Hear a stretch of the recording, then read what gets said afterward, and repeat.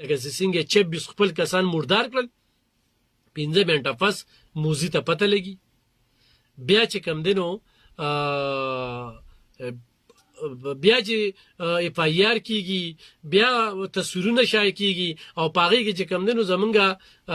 د پاکستان د ټیم د کپټن تصویر مغه شایع کوي دغه شانتي په میډیا باندې چې کراچي هم قبضه کړله او ورسره چې کم دینو لاهورم قبضه کو او دام قبضه کو نو هغه مخ کې نه و خو هغه دغه آرمی چیف صاحب دغه صفسالار دغه به بهترین حکمت علی او د پاکستان فوج او د وزیر اعظم صاحب ذکر بخوم کو شهباز شریف چې هغه ارس خوبونه تعبیرونه ولا شرمنده ثابت کړل او هغه دغه شو ګران ګدونکو د دې دورې تعلق چې کوم دی د ایران سره خوم دی ځکه چې پاکستان ډیر کلیر کټ موقف راغلی دی او پاکستان اسرائیل ته خپ کولو مټ ویلې دي سپایره ورته نه ویلې اته چې تاسو زیاتې کوي نو په دې اړه باندې دایو بهترینه خبره ده نن 300 افغانیان گرفتار کړي دي هغه دا داوا کړي چې 300 افغانیان د موساد خلکو هغه 300 افغانیان گرفتار کړي دي هغه و چیرې دا د موساد خلکو لکه زما په دې ملک داسې خلکا چې هغه انډیا لکار کوي هغه بل مل لکار کوي نو دا غي پیجنګلو ماته ډېره موده پس کیږي او الحمدلله زمونږ ملک دا یو اسلامي قلعه ده موږ سره د اسلام او د کلمې زور دی موږ باندې د الله نظر دی نو خلکو ډېر کوششونه وکړل ډېر سازشونه وکړل خو ناکام شو هغه سازشونه ګینه دلته کې د میر جعفر او میر صادق کردار موږ وکړو چې دلته سلويغ زره ترهګر ته د جیلونو نه خلاصې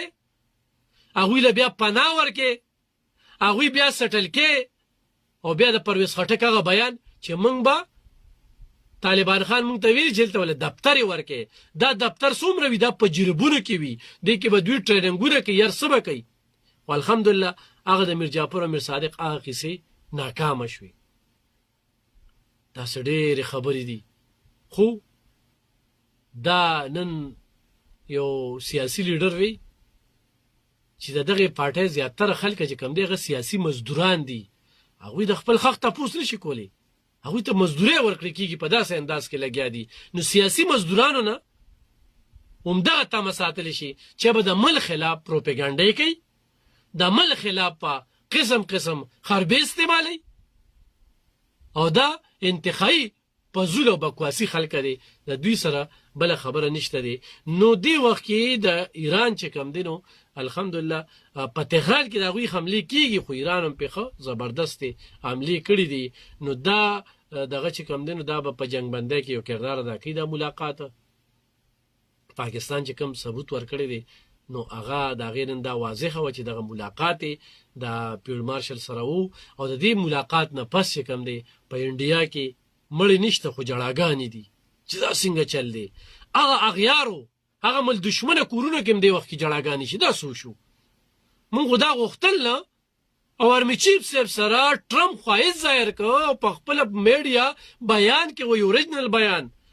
دلته کې په ای باندې بیانونه جوړیږي په دغه باندې مدو کېږي چې په ټي وي باندې تاسو نه کتل کنه نو په سوشل میډیا باندې ډیر پیک نیوز خوريږي ډیر د دروغ نیوز خوريږي دا کې هیڅ قسمه حقیقت نشته دی خو د ډونلډ ټرمپ دغه خبره چې ایلپ پاکستان د پاکستان فوج مشر چې کوم دی دا یو مضبوط دی یو بادر دی او پاکستان چې کوم دی نو